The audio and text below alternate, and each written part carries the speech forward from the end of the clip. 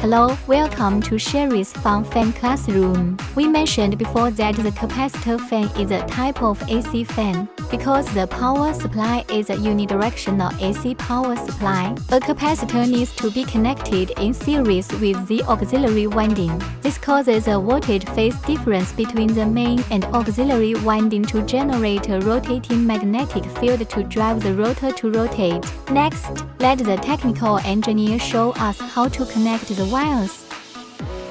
Taking the SR2E190 series fan as an example. By checking the fan nameplate or specification, we can see that the starting capacitor required by the fan is 1.5 microfarad, and the withstand voltage is 400 volts. After preparing the capacitor that meets the requirements, we can start wiring. The yellow-green wire of the fan is connected to the ground wire of the power supply. The blue wire of the fan is connected to the hot wire of the power supply. And the black wire of the fan is connected to the neutral wire of the power supply.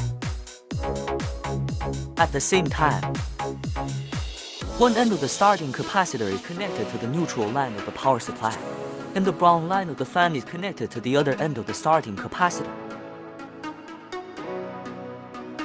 The wiring part is completed. At this time, power on the fan and the fan will run normally.